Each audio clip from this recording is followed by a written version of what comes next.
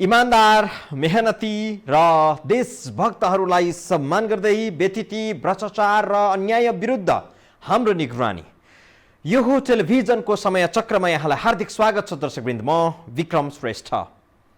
नेपालीहरूको महान पर्व तिहारको समापनको चरणमा छौँ। तिहारले प्रकृति प्रेम, प्राणी प्रेम, भातृत्वको सन्देश दिन्छ। यमपञ्चकको 5औं दिन भाइ टिकामा दाजुभाइलाई दिदी बहिनीले टिका लगाइदिने, दीर्घायु सुख समृद्धिको कामना गर्दै उल्लास र उमङ्गका साथ यो पर्व मनाइन्छ।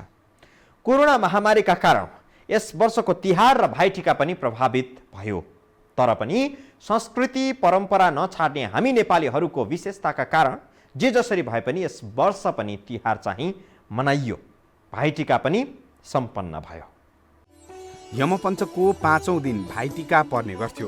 तिथिको हिसाबले 5 दिन भए पनि मितिको हिसाबले यस वर्ष 4थो दिनमा भाइटिका परेको छ।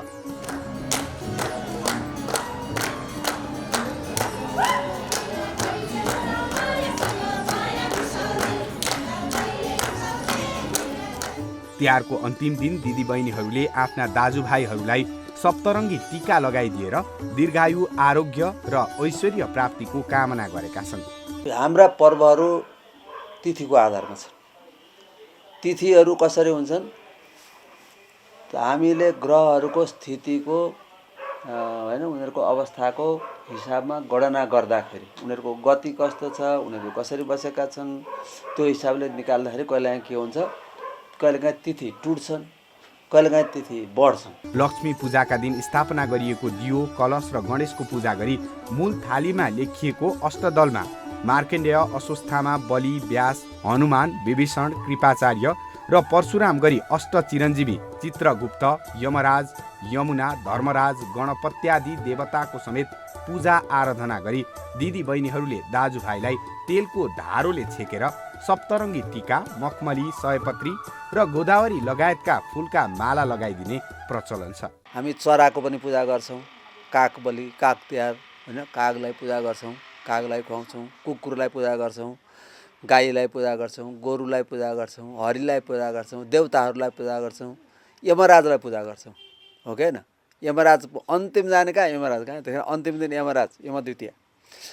लक्ष्मीलाई पूजा गर्छौँ, किन लक्ष्मी नभए हुँदैन हाम्रो जीवनमा। टिका लगाएपछि दाजुभाइलाई दिदीबहिनीहरूले ओखर, कटुस, मर मसलाका साथै सेलरोटी लगायतका मिठा मिठा खानेकुरा खुवाउने गर्छन्। त्यस्तै दाजुभाइहरूले दिदीबहिनीहरूलाई टिका लगाइदिने र उपहार दिने गर्छन्। दाजुभाइ नहुने र दिदीबहिनी नभएकाहरूले काठमाडौँको रानी पोखरीमा टिका लगाइदिने गरेका थिए। भाइटिकाको दिन मात्रै रानी पोखरीको बीचमा रहेको बालगोपालेश्वरको मन्दिर खुल्ला हुने गर्छ। कोरोना महामारीका बीच पनि रानी पोखरीमा यसपटक सर्वसाधारणका लागि टिका लगाइदिने कार्य खुल्ला गरिएको छ। भूकम्पपछि सुरुका वर्षहरूमा रानी पोखरीमा भाइटिका लगाउन छाडिएको थियो। भत्केकै भए पनि बालगोपालेश्वरको मन्दिरमा गत वर्ष भाइटिका खुल्ला गरिएको थियो। तिहार खुसी र उमङ्गको पर्व हो। फुलै फुलको पर्व, दियो र उज्यालोको पर्व पनि हो तिहार।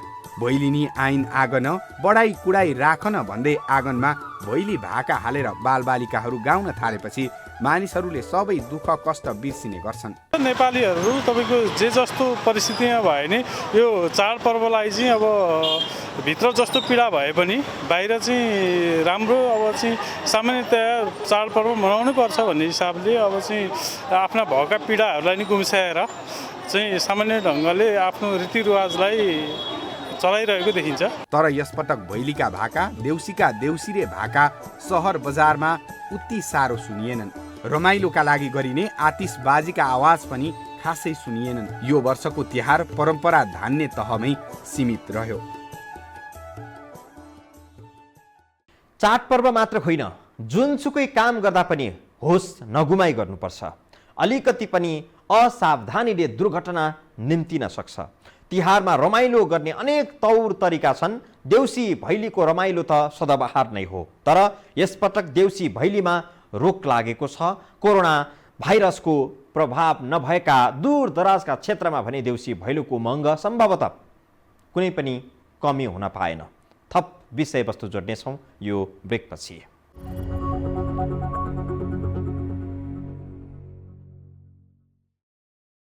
दर्शकवृन्द, हुन त मुलुकमा अब राज संस्था छैन, राजा रानी पनि छैनन्।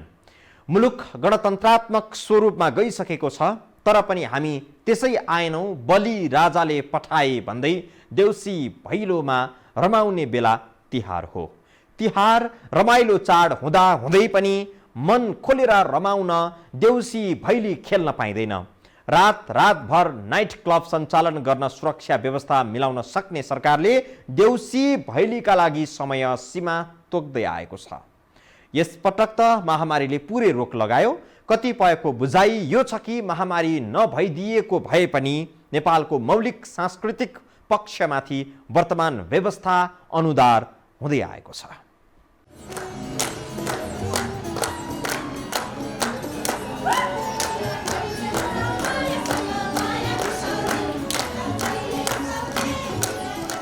गाउँघरमा यसै गरी रमाई रातभर देउसी खेलिन्थ्यो। देउसी भैलो रमाइलो गर्ने आपसी सद्भाव बढाउने सशक्त माध्यम मानिन्थ्यो। देउसी भैलोबाट सङ्कलन भएको पैसा सामाजिक काममा खर्च गर्ने चलन पनि थियो। एउटै घरमा 1 घन्टासम्म देउसी भट्ट्याउँदै नाच्दै गाउँदै खेलिने चलन अब बिस्तारै लोप हुँदैछ। यसपटक कोरोना महामारीका कारण सरकारले देउसी भैलोमा रोक लगाएको छ। कोरोनाको प्रभाव नभएका क्षेत्र तथा गाउँघरतिर भने देउसी भैलो खेल्न सकिन्छ। यति गहन रूपमा यसले बोकेर ल्याएको छ, किन हामी देउसी खेल्छौँ, भैलो खेल्छौँ होइन, त्यसपछि रमाइलो गर्छौँ, पिङ खेल्छौँ। पहिले हो भने यतिखेर अरू साधन नहुँदाखेरि हामी मनोरञ्जन गर्दाखेरि तास जुवासम्म खेल्ने चलन थियो। त्यसपछि अन्त्यमा गएर हामी के गर्छौँ, दिदी बहिनीबाट दाजुभाइको पूजा गर्छौँ। देउसी भैलो रमाइलो पर्व भए पनि यो पर्वमा सरकारको निरन्तरको नियन्त्रणले सङ्कुचित हुँदै गइरहेको छ। यस वर्ष त कोरोना महामारीका कारण देउसी भैलो नखेल्न, भिडभाड नगर्न सरकारले आग्रह गरेको छ। कतिपय क्षेत्रमा स्थानीय प्रशासनले सूचना जारी गरेरै देउसी भैलोमा निषेध पनि गर्यो। अवस्था प्रतिकूल भएका बेला यस्तो निषेध स्वाभाविक मानिन्छ।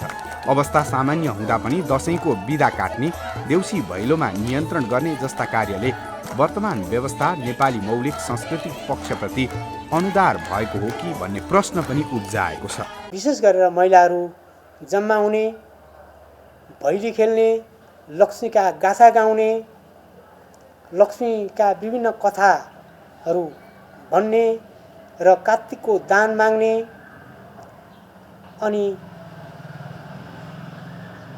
भैनीलाई दान दिनेको शुभ हुन्छ। ग्रहदशाहरू नाश भएर जान्छन्। कार्तिकको दानले अनन्त पुण्य प्राप्त हुन्छ भन्ने जनविश्वास रहिआएको छ। 52 सालमा माओवादीको हिंसात्मक क्रियाकलाप सुरु भएपछि राज्यले शान्ति सुरक्षा दिन सकेन, जसका कारण देउसी भैलो जस्ता सांस्कृतिक कार्यक्रमहरू खुम्सिँदै गए। 63 सालमा माओवादी हिंसा अन्त्य भयो, तर राज्यले आतंकलाई देखाएर लगाएका रोकहरू शान्तिपूर्ण अवस्थामा पनि खुल्ला गरिएनन्। यस वर्षको कुरा छाडेर विगतका वर्षहरू सम्झने हो भने अधिकांश स्थानीय प्रशासनले देउसी भैलो खेल्ने समय तोकेर नियन्त्रण गर्दै आएको छ। यति मात्र होइन, सङ्घीय सरकारले समेत गत वर्ष राति 10 बजेपछि देउसी भैलो खेल्न रोक लगाएको थियो। काठमाडौँका नाइट क्लबहरू रातभर सञ्चालन हुन्छन्। सबैलाई सरकारले सुरक्षा दिइरहेको देखिन्छ, तर वर्षमा एक पटक 3 दिन मनाइने तिहारमा शान्ति सुरक्षा दिन नसक्ने भन्दै देउसी खेल्ने समय तोकिने गरेको छ। हिन्दी शब्द त्योहारबाट तिहार भएको विश्वास गरिन्छ, अर्थात् हिन्दुस्तानमा पनि यो पर्व मनाइन्छ। तर नेपालमा चाहिँ भारतमा देउसी भैलो खेल्ने गरिँदैन। देउसी भैलो नेपालीहरूको मौलिक परम्परा हो। अब हामी हाम्रा पर्वहरू श्रद्धा, प्रेम, सद्भावसित मनाऊ, खुसियालीसित मनाऊ, उत्साह र उमङ्गसित मनाऊ। यस अर्थमा पनि तिहार र तिहारका सांस्कृतिक पक्षको महत्त्व धेरै छ। दर्शकवृन्द, यस वर्ष देउसी भैलो तडक भडक पूर्ण रूपमा चाडपर्व मनाउन नपाइएकोमा सम्भवतः कसैको पनि गुनासो छैन। महामारी नियन्त्रणमा आएपछि मन खोलेर, दिल खोलेर देउसी भाका गाउँदै तातो रोटी टोक्दै नाचौँला अनि गाउँला। रातभर देउसी भैली खेल्ने चलनलाई सरकारले नियन्त्रण त गर्दै आएको छ, तर तपाईँ हामी आफै पनि सामाजिक सञ्जालमा बढी व्यस्त हुँदा कतै असामाजिक भइरहेका त छैनौँ। बढ्दो सहरीकरणले मानिसहरूको सामाजिक व्यवहार बदलिँदै जान्छ भन्ने गरिन्छ। अनेकतामा एकता रहेको हाम्रो नेपाली समाज पनि कतै त्यतैतिर त गइरहेको छैन। यस्ता पक्षमा पनि अब विचार गर्ने बेला भएको छ। विषय जोड्नेछौँ यो ब्रेकपछि।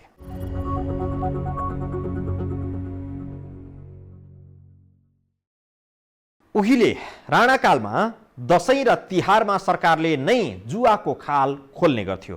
काठमाडौँका चोक चोकमा खुलेआम जुवा खेल्न छुट दिन्थ्यो, तर अहिले यस्तो दण्डनीय गरिएको छ। दण्डनीय नै भए पनि चाडपर्वमा जुवा तास कहाँ रोकिएको छ र? पहिले खुलेआम खेलिन्थ्यो, अहिले लुकीछिपी मात्रै फरक यति हो। राणाकालमा जुवा खेल्ने समय सरकारले नै तोकिदिन्थ्यो। दशैं तिहारको समयमा जुवा फुकेको झ्याली पिटेर हल्ला गरिन्थ्यो। मानिसहरू काठमाडौँका चोक चोकमा जम्मा भएर विभिन्न खाले जुवा खेल्थे। शासकहरू आफै पनि जुवा तास खेल्थे। प्रजाका लागि पनि खाल खुलेपछि जुवा दण्डनीय हुँदैनथ्यो। एक प्रकारले भन्ने हो भने तिहारमा जुवा नेपाली संस्कृतिको एक अङ्ग झैँ बनेको थियो। राणाकालमा दशैंको कोजाग्रत पूर्णिमाका दिन र तिहारको 5 दिन जुवाका खालहरू खुल्ला गरिन्थे। जुवामा विशेष गरी कौडा बढी प्रचलित थियो। यस्तो कौडा महिलाहरूले भने हान्न पाउँदैनथे, तर च्याखे थापेर जुवामा सहभागी हुन पाउँथे। त्यो बेला सजिलो नियम भएका तासका खेलहरू महिलाहरूमा लोकप्रिय थियो। राणाका श्रीमतीहरूलाई समेत कौडा हान्ने छुट थिएन। अहिले पनि नेपाली समाजमा लक्ष्मी पूजा गरिसकेपछि पारिवारिक रूपमा जुवाको औपचारिक खाल खोल्ने गरिन्छ। अरू बेला नझिकिने कौडा पनि झिकेर खेल्ने चलन छ। तोकिएका स्थान बाहेक जुवा कानुनत वर्जित भएपछि यस्तो चलन घरभित्रको आन्तरिक रमाइलोमा रूपान्तरण भएको छ। तर यसको अर्थ यो होइन कि जुवा तास नेपालमा खेल्न छाडियो। पछिल्लो समय 12 मासे जुवाडेहरू पनि बेला बेला पक्राउ पर्छन्। अझ दशैं तिहारको बेला त जुवा ठाउँ ठाउँमा खेलिन्छ। तासमै पनि धेरै पैसाको खाल राख्न थालिएको छ, जसका कारण तास पनि जुवाकै एक स्वरूप बन्न पुगेको छ। तास कौडा, पासा, त्रिपासा जस्ता साधनहरूबाट जुवाका रूपमा खेल्ने चलन छ। नेपालमा जुवामा रमाउनेहरूको संख्या पनि बढ्दै गएको छ। एक रातमै लाखौंको हारजित हुने गरी आयोजना गरिने जुवाको खालबाट बेला बेला जुवाडेहरू पक्राउ पर्दै आएका छन्। घरमा सरकारी कार्यालय, होटल, कलेजमा समेत जुवाडे पक्राउ परेका छन्। यसले पनि जुवाको नशा फैलिँदैछ भन्ने देखाउँछ। मुलुकी अपराध संहिता 2074ले जुवा खेल्ने खेलाउनेका लागि दण्ड जरिवाना तोकेको छ। पहिलो पटक जुवा खेल्ने वा खेलाउनेलाई 3 महिनासम्म कैद वा 30,000सम्म जरिवाना हुन सक्छ। दोस्रो पटक जुवा खेल्ने खेलाउने गरेको भेटिएमा 1 वर्ष कैद र 50,000 रुपियाँ जरिवाना हुन्छ। त्यसपछि पटक्कै पछि 3 महिनाका दरले कैद र 10,000 का दरले जरिवाना थपिन्छ। सम्पत्तिको हारजित हुने गरी खेलिने खेललाई मुलुकी अपराध संहिताले जुवा मानेको छ। सरकारको अनुमति बिना खेलिने चिट्ठा पनि जुवामै पर्छ। जुवाको खालबाट पक्राउ पर्दा बरामद भएको रकम जफत हुन्छ। लाखौंको जुवा खेल्नेका लागि जरिवाना तिर्न गाह्रो हुँदैन। नेपालमा पक्राउ परेका अधिकांश जुवाडेलाई अदालतले जरिवाना तिराएरै छाड्ने गर्छ। खासमा जुवा खेल्नेहरू पक्राउ पर्दा उनीहरूको इज्जत प्रतिष्ठामा आँच आउँछ। सम्भवतः मुख्य सजाय यही नै हो। 74 सालमा पारित भएको मुलुकी अपराध संहिताले जुवाडेको हकमा गरेको व्यवस्था केही सबल छ। यस अघि जुवा ऐन 2020ले त जुवाडेलाई 200 रुपियाँ जरिवाना तिराउने प्रबन्ध पनि गरेको थियो, जसका कारण जुवाडेहरूलाई सजायको डर हुँदैन थियो। तिहार नेपाली संस्कृतिको एक पक्ष पनि हो। जुवालाई यो वा त्यो जुनसुकै नामले अर्थ्याए पनि यो कुलत नै हो। युधिष्ठिर जस्ता सत्यवादी राजाले समेत जुवामा राजपाट र पत्नीलाई समेत दाउमा लगाएका थिए। यसबाट पनि जुवाको नशा कति शक्तिशाली हुन्छ भन्ने स्पष्ट हुन्छ। आजलाई समय चक्र सकियो। समय चक्रका साथै यस टेलिभिजनका सम्पूर्ण समाचार बुलेटिन कार्यक्रम योहो टेलिभिजन.com, योहो खबर.com, युट्युब र फेसबुकमा पनि पढ्न र हेर्न सक्नुहुनेछ। मोबाइलमा योहो टिभी एप डाउनलोड गरी हामीलाई प्रत्यक्ष हेर्न सक्नुहुनेछ। दर्शकवृन्द, आजलाई बिदा दिनुहोस्। नमस्कार।